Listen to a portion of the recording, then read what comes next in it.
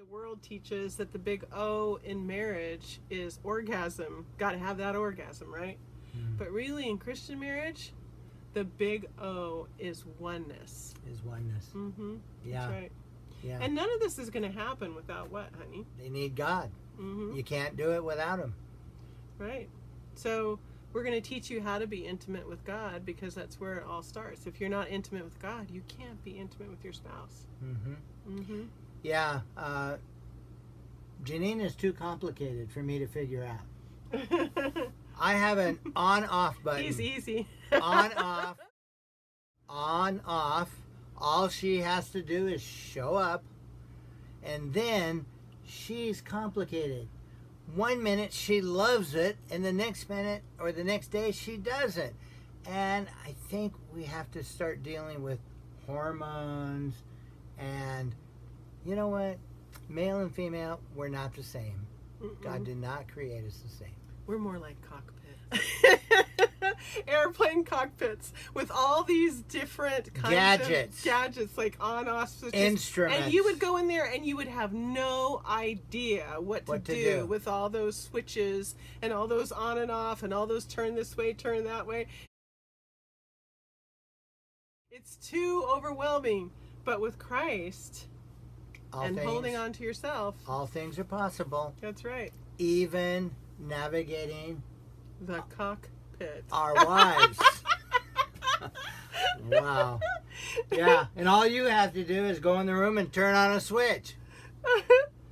Yeah, pretty easy. It's not easy to be Christ. Well, but you know what? It's interesting because I think as women, I think it's difficult for us to be risking and to be vulnerable. Yeah. You know, it's easier for guys to they don't really think that risking and being vulnerable is that difficult. And then as women, we think wow, it's so easy to love. Yeah. You know, what's so hard about that? So, what is the greatest fear in a woman and a man? Yeah. Think about that for a moment. I know what it is as a woman, you know. Yeah. What is it? I think my biggest fear as a woman is being abandoned. Yeah. You know, that I'm not enough to keep you.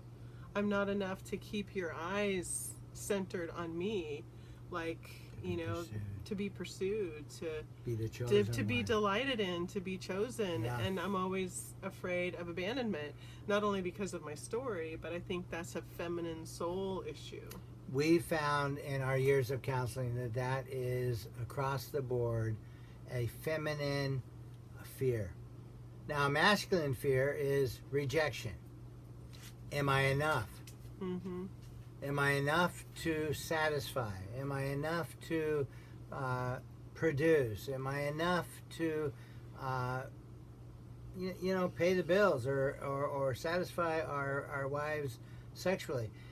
Rejection is a man's greatest fear. So would you say that people need to know how to make love and be intimate God's way?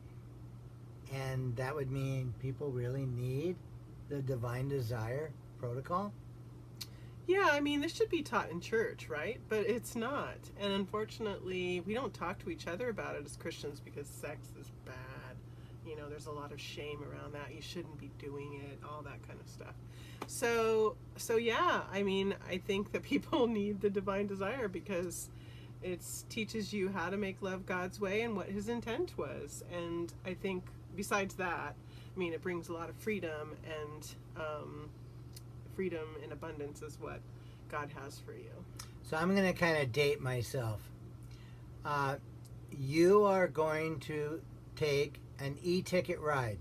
Well, that was Disneyland, and right? Disneyland, the best ride in the park. The Matterhorn was an e-ticket ride. And so was the Pirates of the Caribbean. And that's the adventure that you're going to go on together, an e-ticket ride, an adventure that's going to be so exciting and so rewarding.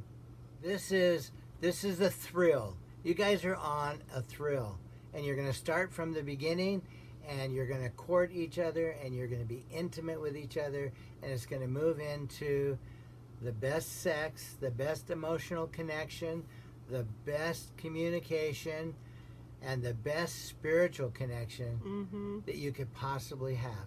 And it's all because this is what God has for you. Amen.